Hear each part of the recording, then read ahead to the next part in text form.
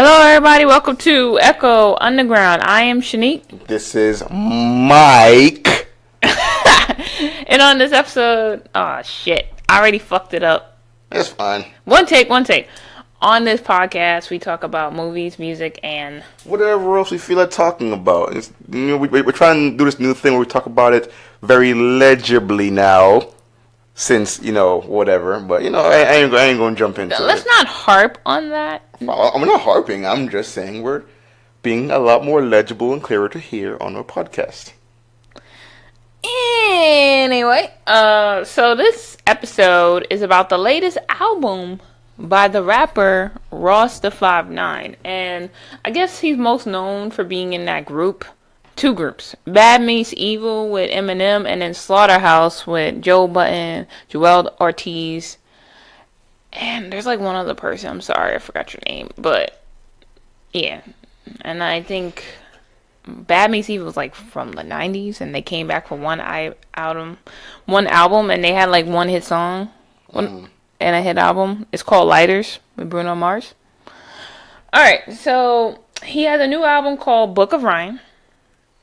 And I'm going to give this album a solid A. I think this is one of the recent hip-hop albums that I really enjoyed. He actually rapped. He talked about a lot of personal shit. He talked about his father, his family, his brother, the whole nine. He had good bars, good punchlines. It was well produced. It sounded like he took his time on this album. He actually cared about what he put on the track. It didn't sound lazy, and I thought it was pretty solid. And I think the album's worth buying. Or at least buy a couple songs on the album. What do you grade it? Also going to give this an A. This was an excellent album. I know what Royce sounds like from Bad Meets Evil. So I was like, all right, we're going to get ourselves into a good album here. I had a pretty high bar set for him, and he definitely exceeded that bar. And because got to be legible now. But yeah, I set a pretty high bar from him. He, surpassed it, and he did a really good job. I feel like it's an all-star lineup for his features. I feel like on every song there are some pretty hit bars, regardless of the pace, regardless of the context, regardless of the story he was trying to tell. I feel like he hit like a whole bunch of ranges with his rap here, like this flow. To be honest, I'll say his flow doesn't really deviate too much, but he's so good at what he does that I didn't really get mad at it. Maybe you feel some other kind of way, but I was like, yo, this guy, he knows what he's doing. So yeah, Royce the 5'9", definitely a name I haven't heard of in recent years. But now that he's back, I'm hoping that he gets somewhere good with this album, because this shit was fire. Yeah, he had a recent album like last year called Rap Exam or something like that. Oh. Bars Exam 4. And that came out last year, and then he had one before that, which came out in 2016. So oh wow, I must have been sleeping then. Yeah. But he's not mainstream like he is, but not as much as like a J. Cole or something, who is on this album, by the way. A lot of mainstreamers on this album. Yeah. So my number 3 is Caterpillar featuring Eminem and King Green. First of all, Ross, good flow. The bars are amazing on this track. Good punchlines. He says, one was what? Your favorite rapper comes in and I just decapitate him. And I love that type of line. It's very cocky, and he probably could decapitate most of these rappers anyway. King Green was very good on the chorus and the hook. Eminem, he took this song and said, yo, it's my song. And he went in on this track. It was such a good collab, and it felt like a Bad Meets Evil record, and I like that because I did like their last album that they did. And if I had to rank the verse, I would say Ross's first verse, then Eminem, and then his second verse. But all of them were really top notch, and they were excellent. Green was known as one? Green, remember, he was just a hook. He didn't have a verse. Oh, true. That's right. He was just a hook in the chorus. He didn't really have a verse on it at all. Mm-hmm. Unless he sounds like Royce, and that was him on the second part. But overall, my number 3. What do you think of Caterpillar featuring Eminem and King Green? Is that your top 3, or that is in my top 3? Yes. Okay, then which is it? Number 1? It's absolutely my number 1. I'm surprised it's number 3. I'm like, oh my god, this is a fire ass song. Okay, go for it. Guys, there's so many times when an album comes by and there's a song that's so fire that I'm pretty much up its ass. I'm gonna try and not fangirl about this one, but this one is a really damn good job. The beat is sick. Like, it's one of them things you're bopping your head the whole way through.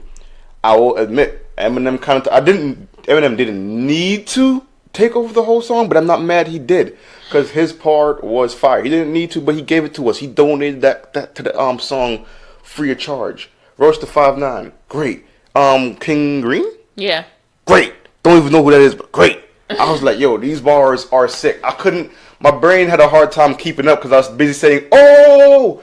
And by the time I done saying, oh, I realized I missed a bar. I'm like, oh no, that one's probably fire too. Like, yo, especially when Eminem came in, because he was like doing his, rap god speed type flow on his part.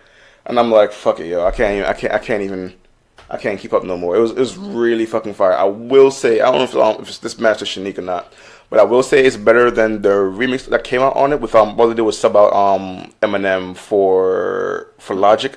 It's still a good song. Logic's part is pretty dope, and he does get into some pretty good subject matter about him being like, black and white. But I feel like the original right here will beat it out by just a bit here. And this is absolutely something I'm going to come back for to get. This, on a 20-something song album, yo, a lot of the work went into this one right here. And I feel like I don't know, man. Listen, you come across this song on an album, you better fucking listen to it and love it and let Michael know you like it. Damn. All right. Then don't hit me in the comments saying you don't like it. What's your number 3 then? Don't hit me in the comments. All right. My number what? 3. Okay. We already know your number 1. So what's your number 3? Yeah, my number 1's Caterpillar. Yeah, we already know. Okay. You just talked about it for a really good song. like 30 seconds. All right. My second one, I'm actually gonna put it third. What's your number 3? Oh, yeah, sure. It doesn't really matter. I'm gonna give my number 3 to which one is it, yo? The one with everybody in it. You know what I'm talking about? Summer on Lock. Summer on Lock. Now, all-star cast for the features. Excellent job by everyone. I feel like it's weird. It's almost like everyone heard a part of Royce's album and realized, holy shit, this guy putting out some real quality shit. And then they put their own quality shit on the album. I think it was Pusha T, Fabulous, and some other names in there. Pusha T, Jadakiss, Fabulous, right? And Agent Sasco. Listen, everyone did an excellent job. Hats off to everybody. I would definitely come back to this one as well. This one also got me hyped. Like, when Shanique first told me the feature list that was on this song alone, I was like, oh, this is about to be fucking crazy. And it sure the hell was. Like, there was some like weird like reggae mixed into there somewhere. Yeah. And I thought that was kind of cool. It's kind of random. I thought it was gonna be like somebody in there with like a reggae verse, and I was like, oh, that's gonna really set another notch. But it was just there for the piece of the chorus. Yeah, it's a hook. Yeah, and I was like, okay, that's fine. I ain't mind that. But everyone, like Fabulous, I was definitely impressed by him. Jadakiss came in, did his thing. Listen, man, everyone. Rank the verses. I can't. I can definitely. You can go ahead, and that's my number 3. So, funny enough, Summer on Lock is my number 2, right? And, so, 1, I love how Pusha T opens up because he carries the chorus basically throughout the entire song, which I thought was really good. It's catchy as hell. Then, Royce come in and his verse is really good. He's talking shit. He's talking about fucking Cardi B. But, yeah. I thought he was good. Jadakiss to me sounded like Tyler the Creator a little bit when he was rapping. I was like, "What happened to your voice, Jadakiss?" I didn't hear none. I didn't hear none of that. But he still sounded good, and it was a solid verse.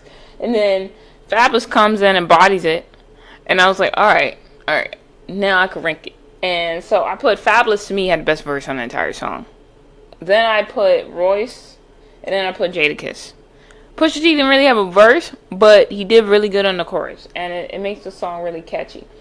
Agent Sasco, his reggae shit was really good, and I kind of wish he had a reggae verse. Right. But it didn't hinder the song, and I like the little twist that it put on it. So yeah, it was definitely, and I'm glad this is a single. This and Caterpillar are the singles from the album. Is it? Yeah. Okay. So there's a video out and everything for it.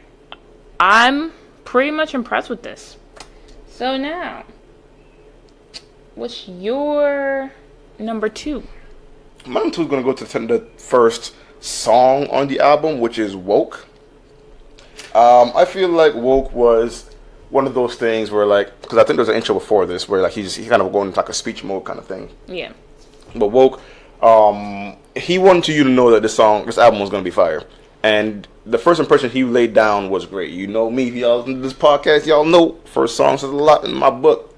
He went through the song, he did good. Like the beat was on point. His bars came in strong. Like you could tell it was like a first impression kind of strong too. Like yo, here's what you got yourself into, and he carried that consistently not only through the song but through the album, regardless of pacing, tempo, subject matter, context, whatever. Like he handled the shit, and I'm really impressed by that. That's kind of my shit right there. So yeah, Woke's my number 2.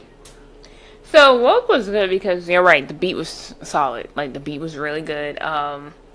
It's talking about people who think they woke but they're not. Mm-hmm. And the hoteps, as they say. Yep, and his flow was good.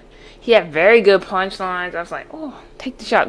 My only issue with Woke is it's only a minute and a half, so it's too short. Yeah, like some of the songs on this album too, they do end very abruptly. Yeah, like some of his transitions were a little weird, but it doesn't take away from how you feel about the album. But yeah, what do you think my number 1 is? Your number 1? See, I honestly thought Caterpillar was number 1. Like it used to be, but I like the song a little bit more. I don't know what the heck. I thought Amazing would have been the number 1, if anything. Are you going with Amazing? Is it Dumb? No. What is it? Mine is Power. Really? Okay. Yes, okay. I love that song. Now, to me, I love Power the most because to me it sounds the most different. I like the singing he did on it. I like that he told a story throughout the entire song. And I'm a sucker for if you could tell a story, your song gets almost an extra point for that. Because to me, every good rapper should be able to tell a story in a song. And he was talking, I mean, it was a little dark, you know. It's kind of funny, but it's a little dark. Like, the way he told it. Like, he's talking about his father just going ape shit on his mom. He talks about, like, when his dad, like, dragged the mom down like a rag doll. Or when his brother thought he was big man. Big man. And he stepped to the father, and the father was like, nigga! Right. Just fucked him up real quick. He talked about so much of his family issues, and he says, just because I had a dad doesn't mean I had it better than you who didn't have a dad. And the fact that it's the most personal, it sounds the most different, I loved his bars, and he was able to tell a story, is why it's my number 1. What do you think of Power? Now, see, because I realized, like, a couple songs into the album, the actual theme of the album being Book of Ryan, like, he's pretty much, like, saying about, like, you know, certain aspects of his life and whatever. He put this one down on paper very excellently. I would say that he definitely did some excellent storytelling in this one. Also in a couple other songs as well, where like he took the time where like you see his brother come up a lot and his father come up a lot in Book of Ryan here, and he did an excellent job talking about all of them. In this song particularly, he was talking about the power that his dad had over his family pretty much. And like, you know, I'm pretty trying to just piggybacking off what Shanique said here, but like, you know, the fact that, you know, him having his father wasn't, you know, exceeding someone else's life who didn't have a father, because he was kind of going through some shit. And yeah, like he pretty much told the story about what kind of power he had, how he got arrested because you know, someone finally stepped up and said something, I guess, to the police, or I think it was like a neighbor who heard or something like that. But yeah, I was like, yeah, he did an excellent job. No, right the mom called the police because he beat the brother really bad. Right. The brother who's stepped up, and then the mom called because like she's like, all right, that's the line right there. Don't be my kids. But yeah, I thought that was an excellent way to put it out right there, because the delivery on top of that is what was most impressive. I felt like you can tell a story easily without it rhyming, but like he even put like rhymes in there. He put like a little bit of humor in there for a very dark subject, and he made it work. So yeah, I'm pretty impressed by Power as well. Okay, so let's get back. Let's talk about the intro. So the album's up with this intro where he's basically talking about being the best you. You know, he says talk about self-improvement. He talked about like being the best when he woke up this morning. It's not really a song, but I did like it as an intro, considering the whole topic is about his life and making better for his son. So I did like that. What do you think of the intro? Intro was dope. It was definitely focused on being like, you know, better and have some more positive aspects of your life. You know, get better and all that kind of stuff. So he kept it not necessarily. It was like a minute and a half, something like that. Yeah. Yeah, it was a decent little run for an intro, and it definitely like led into the actual theme of the album anyway too. So yeah, I think he did a pretty good job with that one. Next after Woke is My Parallel, which it wasn't a real song, but again, he was talking about his life. I love the beat, and he basically addressed mental health, which I really like because, black people don't like that shit. But I like that he addressed that, like, therapy and mental health is important. What do you think of my parallel? The parallel was cool. It came off like a really, like, dope-ass spoken word kind of thing with some drums in the background. I feel like it's in one of them clubs, like, you snap to clap, like, to applaud the person on the stage. He did a really good job with this one. Like, that's impressive in rap these days, because rap is technically poetry, and he kind of, like, just put it out there this way right now with my parallel. And I was like, oh, you know what? For that alone, he did good. And on top of that, the subject matter, excellent as well, because, he's just hitting a whole bunch of things that aren't really being hit by everybody else. He's not just going like I'm gonna make a good sound for the album kind of thing. He's going for like different elements of music and poetry, storytelling, everything right here for his creativity. I'll give him a thumbs up for it. All right, next song, Godspeed, featuring Ashley Sorrow.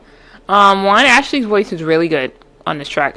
What I liked about this is that they turned her voice into part of the beat, which I thought was really cool. He had some good punchlines. He talks about going back to school and smacking the teachers who didn't believe in him, which Biggie did too. He had excellent flow, very good bars, and I liked how he ended the song. Like, it was abrupt, but it was smooth at the same time. What do you think of Godspeed?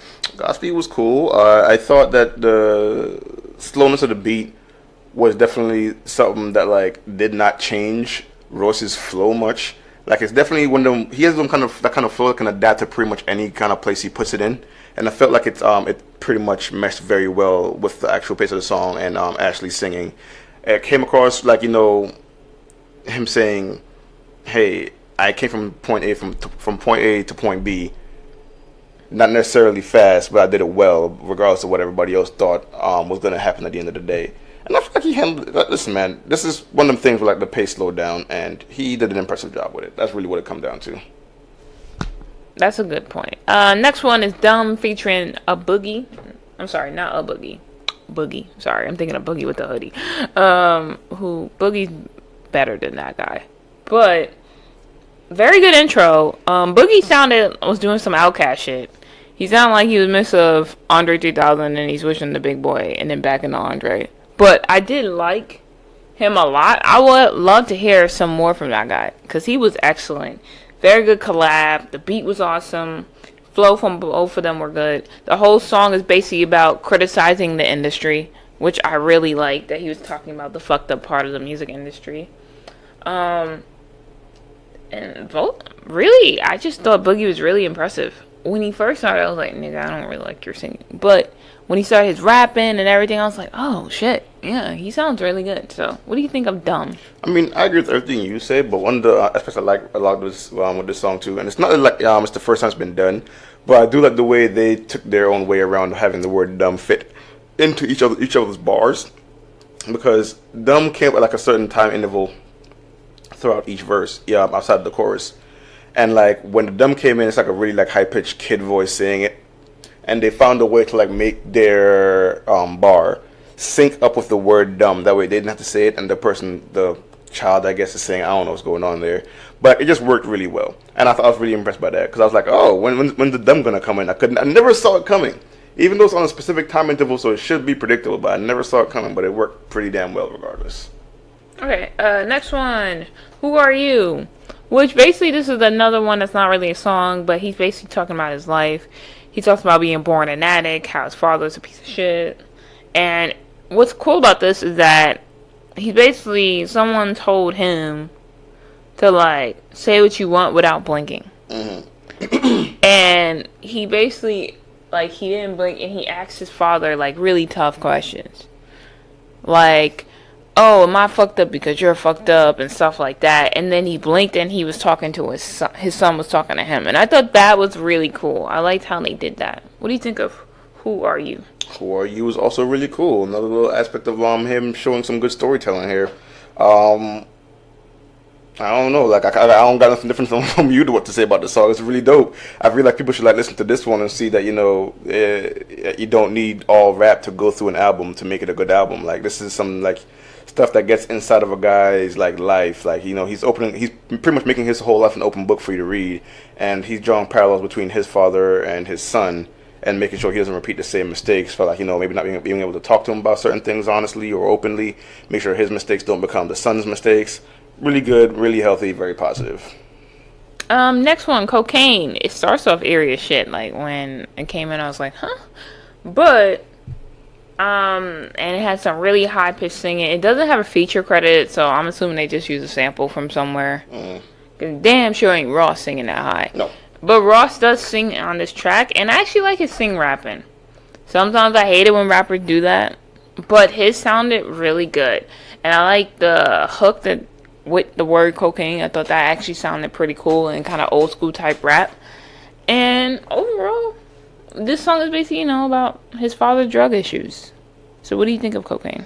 Well, one thing I like is how the symphonic ass singing from this uncredited female Was it a female? I thought it was a guy singing really high. Oh, maybe it was. I don't know. I don't know. Either ways, doesn't matter to me.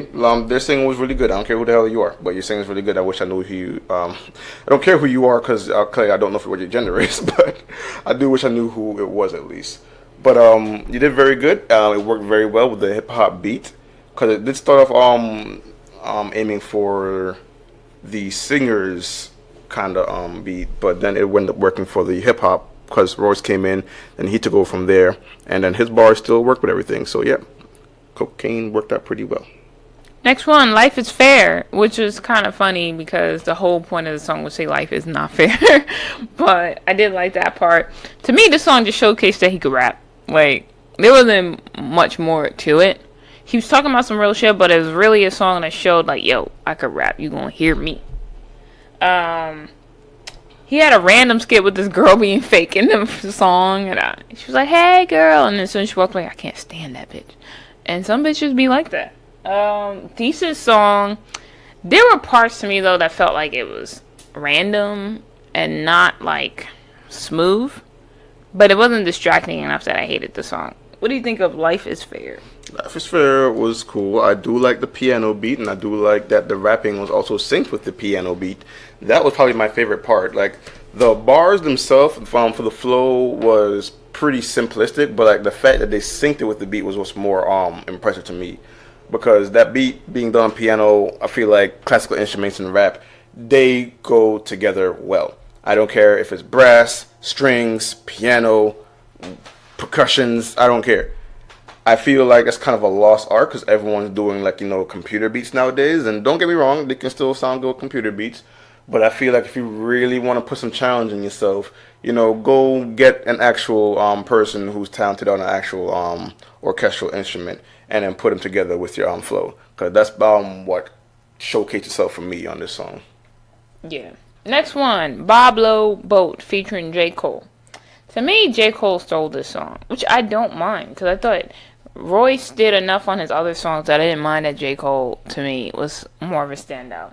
Again, he's talking about his childhood, very solid bars. I was first a little skeptical because I don't particularly like J. Cole singing. Sometimes it works, sometimes it doesn't. Here, I was like, why are we coming in like this? But he made up for it when his verse actually started. So I was fine with that. I admit I don't get the reference Pablo Boat. I don't get the metaphor. No, I can't really explain the title. But they kept repeating it, and I was like, sure. Maybe there's some like old ass metaphor that I don't understand. But overall, pretty solid song. And this is also a single too. What do you think of Pablo Boat? I thought, like you said, this is pretty much a J. Cole thing too, because he kind of took over, which I'm okay with because Royce is doing a good job showcasing all of his features. It's not like all his features need a point to be showcased because all of them are pretty well established already. Maybe not for King Green because I didn't know who he was yet, but maybe other people know him and I just don't. But I feel like someone like J. Cole probably didn't need it, but like it was great. It helped the song and it helped the album. Both their bars were fine. Just that J. Cole had a longer one, but it was kind of cool to hear J. Cole be a feature on this one with Royce because he's kind of has one of those adaptive kind of flows which can work with anyone he's with. I know, right? I'm here beatboxing on the fucking thing. Sorry, I'm trying to be legible. You're right. I gotta be legible because people can't hear me because I gotta be legible. Anyways, it's a good song. That's all I got. No, what the fuck? All right. Next one, Legendary. Very good beat. To me, it's the best beat on the album. I really love this beat. Caterpillar's the best beat. Whatever. Anyway, I said to me. Caterpillar's the best beat. Yeah. Stay over there and let me finish my thought. It's very cocky. He has like really fast rapping. It's a fun song. It's basically, yo, I'm trying to be legendary, and he just go into this. This is the fastest I've ever heard him rap. So it really shows that he actually has talent, and I did like that.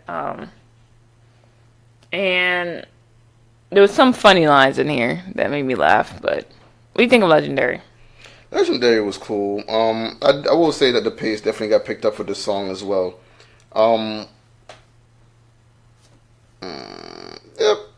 I don't really got much else to say on the last two songs. I looked at my notes. I'm like, damn, she just said that shit. But yeah, it's a pretty dope song. And so I'm one of them faster paced ones, and it just goes to show his range, I suppose. But yeah, it's pretty dope. All right, since I keep saying what you want to say, what do you think of Amazing One Time featuring Melody Rutherford? Okay, another storytelling song here too. The chorus is where she's shown the most, but I feel like Royce kind of took it into his hands to go ahead and tell another story, and he added some humor in there too, which is kind of cool. Something about what was it? Something about the ball bouncing or something like that. Yeah. But yeah, it was pretty cool. The way they meshed it in there, definitely like a slower paced one as well.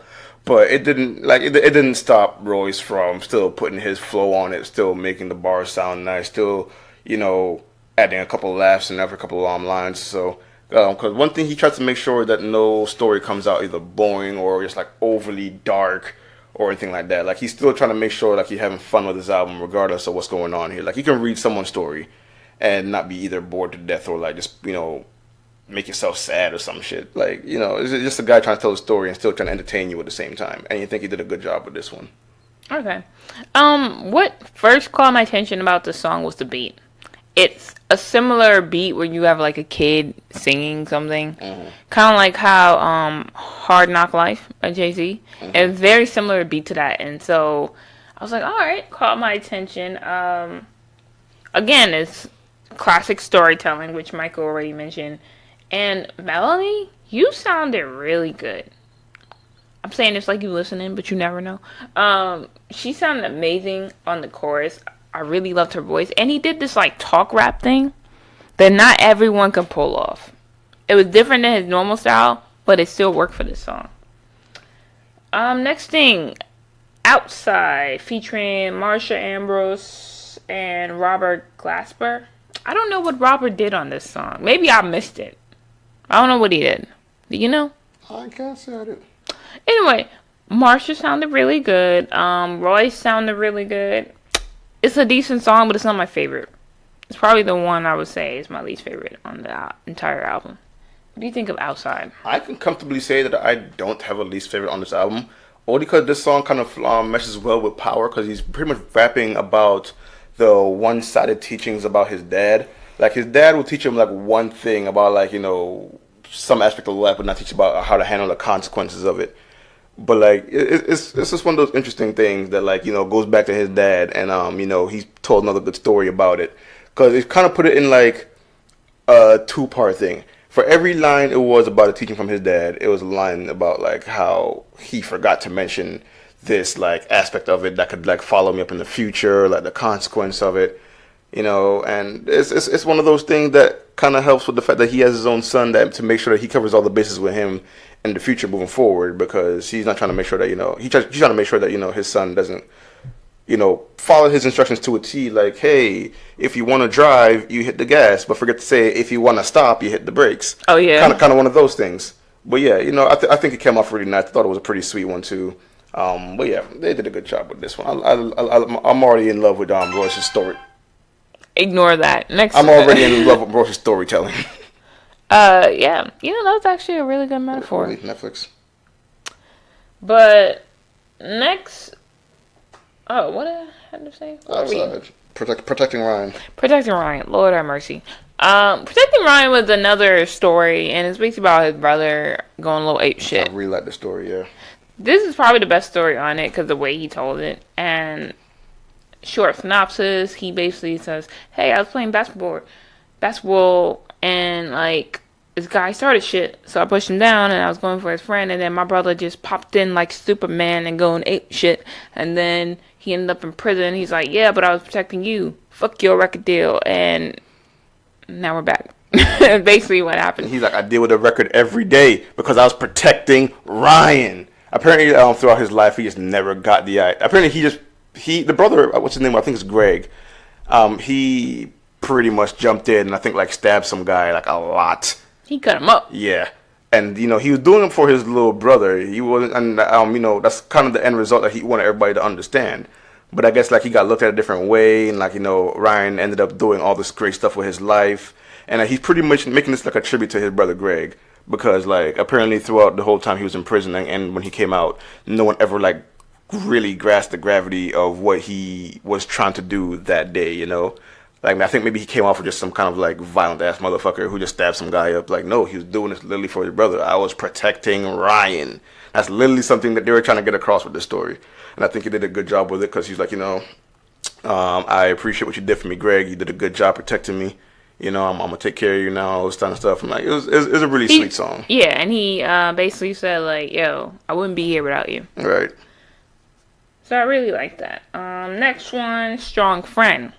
Which is basically the importance of therapy, essentially. And he's like, yo, no one looks out for the strong friend, the one that, like, take care of you. No one checks in on them because just because they take care of you doesn't mean they don't got issues and needs support. So I did like that song. I thought it was very personal, and to me, it just had such a good message. And that's something and he talks about how black people don't talk about therapy, and I'm like, yeah, we're not about that at all. But I like that he mentioned that it's important to go to therapy and your own personal mental health. Even if no one else got your back, you gotta take care of yourself. Right. What do you think of Strong Friend? Strong Friend was cool. It's pretty much exactly what you said. They're like, yo, there's some people out here looking out for themselves and everyone else. Looking out for everyone else and not themselves. And, no one really checks in to make sure that they are okay since they're taking that, burden upon themselves solely. So it's pretty much about, like, taking care of yourself. You brought up, Chester Bennington as an example, saying, guys, like, just go ahead and check in on that friend who's always been checking in on you, Yeah. So it's one of those things. Next one, Anything/Everything, which is basically kind of like the class difference between, like, white people and other people and, like, abuse of power and all this stuff. And I liked the overall message of the song. I liked how he delivered it. It didn't feel preachy, and it was just a easy listen. What do you think of Anything and Everything? I thought Anything had everything, anything, whatever, anything, whatever. Yeah. All the things, all the things, like, nothing. I said it too before anything, you even started. Everything, okay. anyone, everywhere. I like that song a lot. The beat was pretty dope. The flow was actually pretty dope too, because it was one of those things that's like a really good listen. I'm realizing I have no problem with any song on this album. I should give this is an A+. Fuck my grade, it's an A+. So yeah, Anything, Everything, excellent all the way through. Really good listen. Even at the tail end of the album with so much quality coming before it did a really good job. Next one, Stay Woke, featuring Ashley Sorrell. Again, he's talking about real shit. He has very good bars. And in this song, I think her voice sounded different. It was very jazzy. And I kind of like that about it. It was such a good collab, but it was different than the previous. Because sometimes people collab with the same person more than once on the same, and it gets repetitive. Yeah. But with this one, it wasn't.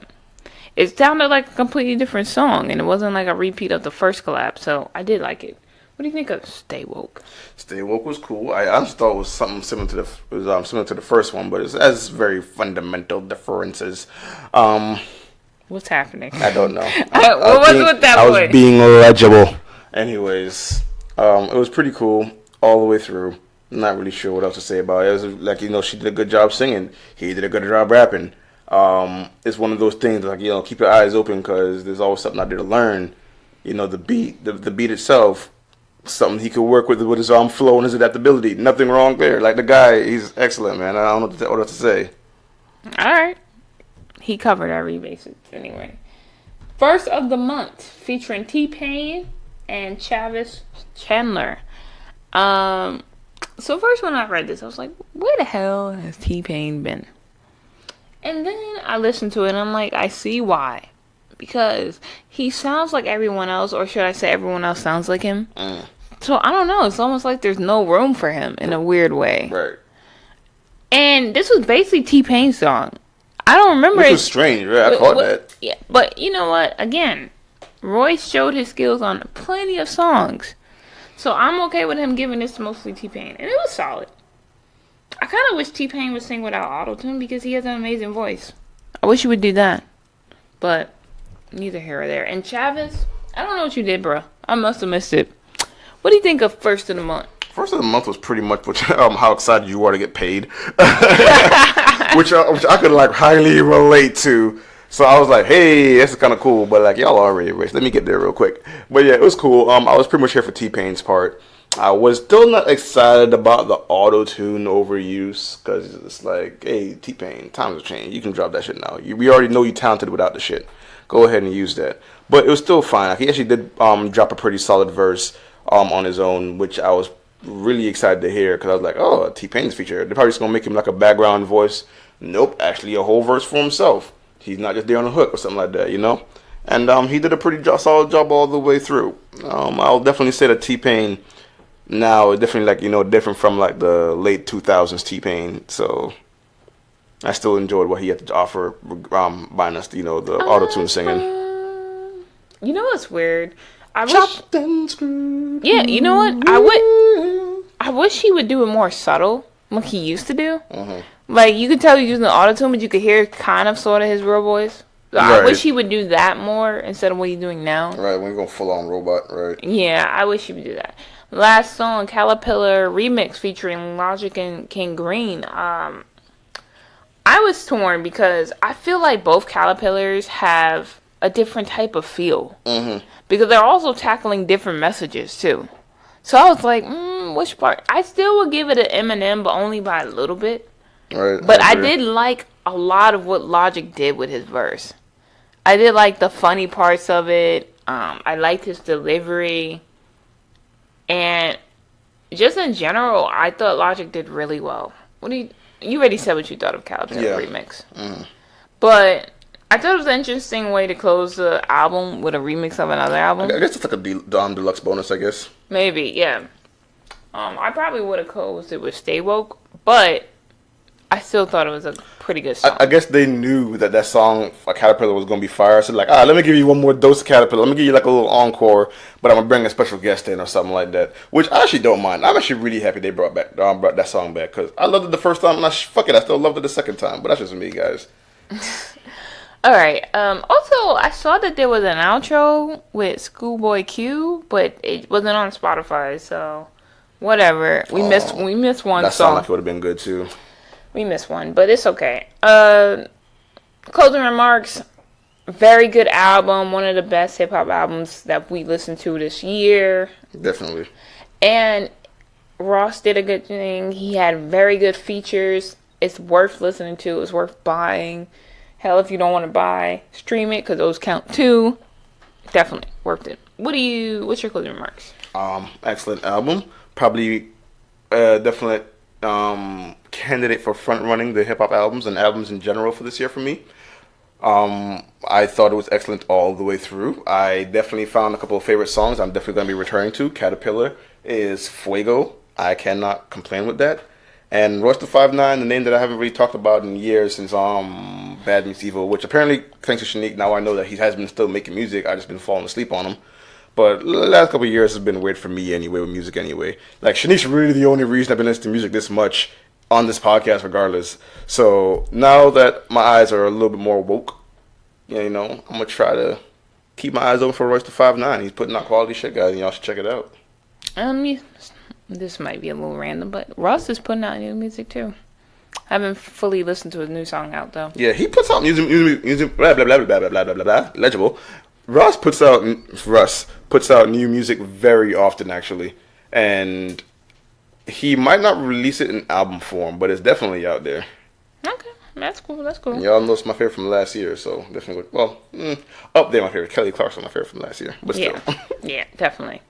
So I'm going to close out this podcast. Hit us up on Twitter, Echo U Podcast. You can also find us on most social media sites. And if you want to listen to us on your phone, We're on almost probably every podcasting app, all under Echo Underground Podcast. And we will see you guys next episode. Bye. See ya.